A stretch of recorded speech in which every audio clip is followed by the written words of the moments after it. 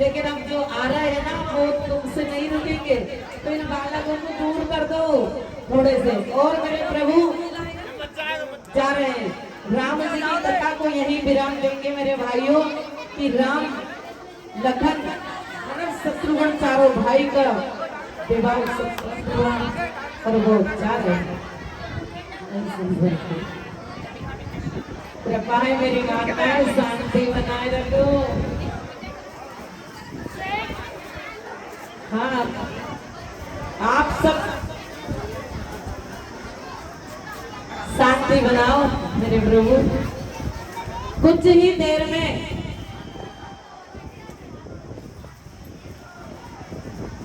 आ रहे हैं। कौन आ रहे हैं? कि उग्रसेन, मथुरा का राजा उग्रसेन, उनके पुत्र कंस और कंस की चचेरी बहन देवकी और वासुदेव जी का विवाह हुआ। अब जब विवाह हो जाता है ना, तो कहते हैं ना, अपन ग्रामीण क्षेत्र की जो मर्यादा रहती है कि बहन के भमर पड़ जाते हैं, और जब बहन की विदा करते हैं तो उनका भाई उन्हें छोड़ने जाता है। और भाई जब छोड़ने गए ना अपनी चचेरी बहन को, तो आकाशवाणी हुई। क्या हुई?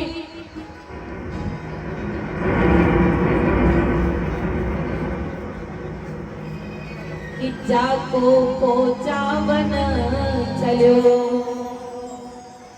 जाको पोचावन चलो, हे मूरख नादान, बाई को सुख आठवो, अजी हर ले गो तेरो प्राण। जाको पोचावन चलो, हे मूरख नादान, अरे बाई को सुख आठवो, हर ले गो तेरो प्राण, तेरो प्राण हर ले।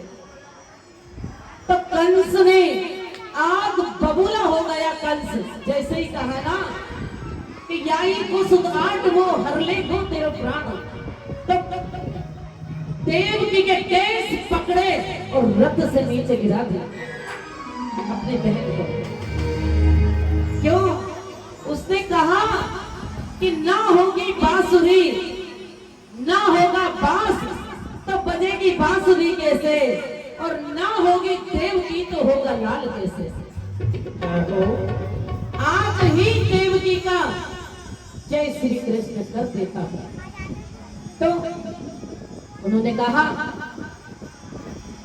देवकी से कि मार डालूंगा। तो वसुदेव जी ने कहा, रे कंस,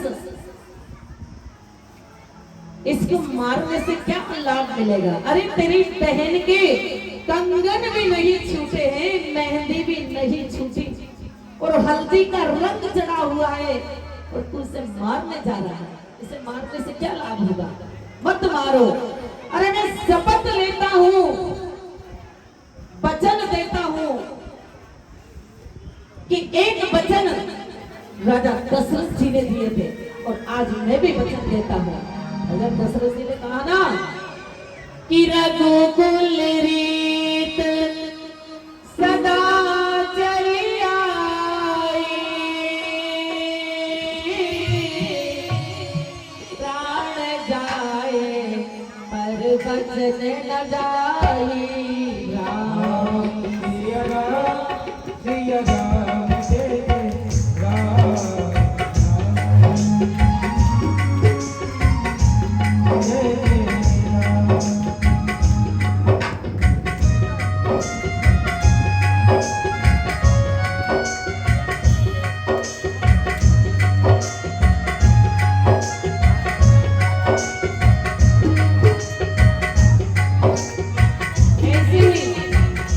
वसुदेव जी ने कहा कि मैं वचन देता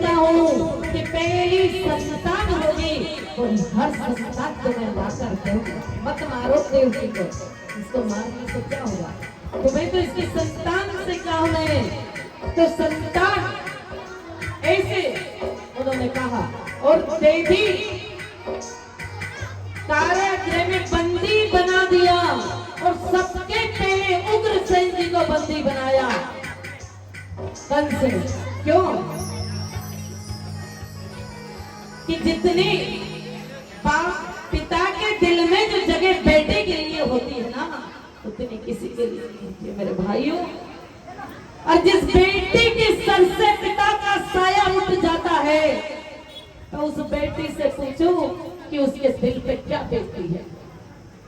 तो उग्रसेन जी को पहले बंदी बना दिया और कहा कि वसुदेव देवकी को कारागृह में डाल दो, हथकड़ियां डाल दो, इनके हाथों में पांवों में बेड़ियां डाल दो और ताले लगवा दो, मेरे दार बिठा दो कि कहीं ये जा ना सके। और पहली संतान ने जन्म लिया तो वसुदेव जी ने लेकर और वो कंस के हाथ में दिया, दे दी। कहा लो वचन रखते रहते हैं राजा, कि प्राण जाए पर वचन न जाए। वो हाथ कहते थे हमारे प्राण चले जाएंगे लेकिन हम वचन रखते नहीं रहेंगे। अब जैसे ही कंस ने वो पहली संतान ली हाथ में, तो कंस के दिल में एक क्षण के लिए दया आ गई। उन्होंने कहा कि मुझे तो 8वीं संतान से काम है, पहली तू क्यों मारू। तो पुनः वसुदेव जी को दे दी। अब जैसे ही वासुदेव जी ने वो बिलक रही थी देव की मैया, उनके क्रोध में जाकर वो संतान देना तो हृदय से लगा रही, चूम रही बार बार, माँ का दिल ऐसा होता है। तो ब्रह्मांड में सिंहासन डोल गया कि कहीं इस कंस को दया आई, ये दुष्ट दया धर्म पे आया तो मेरा प्रकट कैसे लेगा। क्योंकि जब जब होए धर्म की हानि, मेरे ठाकुर, तो जब धर्म की हानि होने लगती है ना तो वो प्रकट होता है। अरे वो खंबे में से प्रकट हो सकते हैं, वो अग्नि में प्रकट हो सकते हैं, तो देव की कोख से क्यों नहीं लाल जन्म सकता है। तो भाई उन्होंने कहा कि नारद जी जाओ और कंस से कहो उसे ऐसी पढ़ाई पढ़ाओ कि वो संतान को मार डाले। क्यों कि वो 8वीं संतान के चक्कर में है, तो उससे कहना कभी सीधी पढ़ाई पढ़ाते तो आज उल्टी पढ़ाओ कि एक पुष्प लो, इधर से गिनोगे तो यहाँ तक आएंगे तो 8 और उधर से गिनेंगे तो 8, तो बीच में कभी भी 8वीं संतान प्रकट हो जाएगी। कंस से कहो कि मार डालो। तो नारद जी ने कहा कंस, तो फिर वो समझ गया। तो जैसे ही पहली संतान हुई तो पचाड़ डाली, पचाड़ उसने पचाड़ने के लिए एक शिला बनाई और एक एक करके 5, 6 और 7वीं में तो मेरे सरकार ने कह दिया उसने कि हे योग माया जाओ और सूक्ष्म रूप धरकर देवकी जी के गर्भ से वो गर्भ निकाल कर मेरी मां रोहिणी जी के गर्भ में स्थापित कर दो। सूक्ष्म रूप योग माया ने कहा। और जब 7वां मास, 7वीं संतान का वो मास पूरा हुआ ना, तो कंस ने कहा कि 7वीं संतान कहाँ है। तो वासुदेव जी ने कह दिया कि वो तो अंदर ही अंदर गायब हो गई, क्योंकि मेरे ठाकुर ने वहां रोहिणी जी के गर्भ में स्थापित किया। वही बलराम बने थे। कहा उन्होंने वचन दिया था कि भैया आज तुम मेरी सेवा कर रहे हो, तो कल मुझे भी मौका देना। अब गर्भ में आई तो उस कारागृह में, अरे अंधियारी कोठरी में जैसे ही 8वीं संतान गर्भ में आई ना, तो सूर्य की किरणें आने लगी, उजाला छाने लगा और ऐसा प्रकाश होने लगा, आकाश से दुंदुभी बजने लगी, बजना शुरू हो गई। 1 मास बीता, 2 मास व्यतीत हुए और तीसरे मास, ऐसे चौथा, 5वां, 6वां, 7वां, 8वां, और जैसे ही 9वें मास का प्रवेश गर्भ के अंदर हुआ ना, तो देवता विनती करने लगे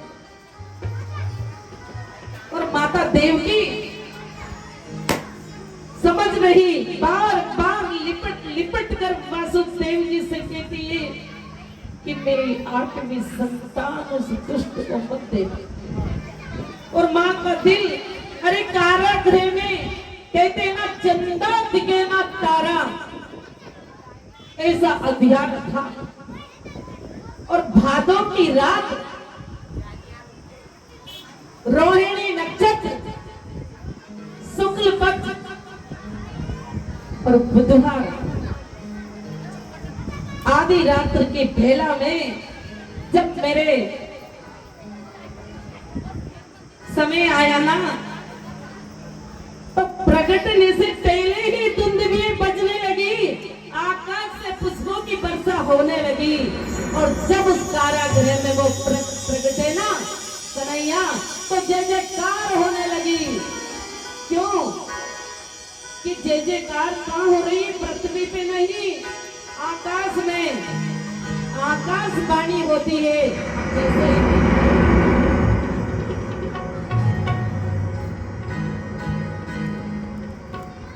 जैसे ही प्रगटे तो पहले आकाशवाणी हुई कि हे वासुदेव जी, मेरे पिता, मैं जैसे ही प्रगटू ना, वैसे ही मुझे सूप में रखकर और चले जाना वहां। मेरी माँ यशोदा के वहां योग माया से कहा कि मैं नहीं आऊं, उसके पहले तुम पहुंच जाना। जहाँ मेरी माँ सहज सैया पर शयन कर रही है, तो कन्या बनकर सो जाना, और जब तक मेरा आदेश ना हो तब तक रोना मत। तो योग माया ने कहा भैया कहाँ भेजोगे? पहले तो मुझे रोहिणी जी के यहाँ भेजा, अब यशोदा मैया के यहाँ भेज रहा। और काला लाला प्रकट हो गए, और जैसे ही प्रकटे ना, तो बाबा और देवकी जी लिपट लिपट कर रो रहे हैं, उनको बार बार चूमते हैं। उठाया और सूप में रखा। अब उन्होंने कहा कि मैं कैसे जाऊं? अरे मुझे चंदा दिखे ना तारा, कैसे जाऊं नंद के द्वारा? हाथों में हथकड़ी, पाँव में भेड़ी, लग रहे बजर किवाड़ा, कैसे जाऊं नंद के द्वारा?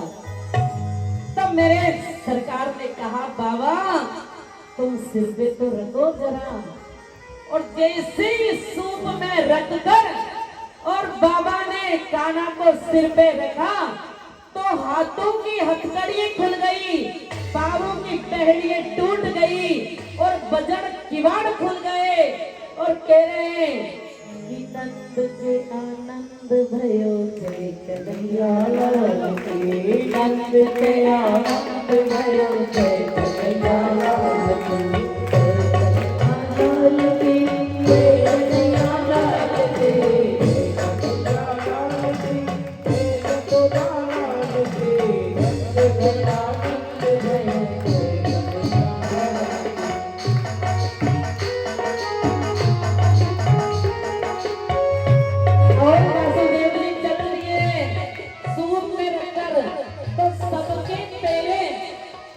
यमुना महारानी ने दर्शन दिए हैं। यमुना महारानी उतर नहीं रही, कान्हा भादों की रेन अंधेरी और इन्हें सावन गरजे भादों बरसे, तो ऐसा बरसा की यमुना महारानी लोग ले रही थी।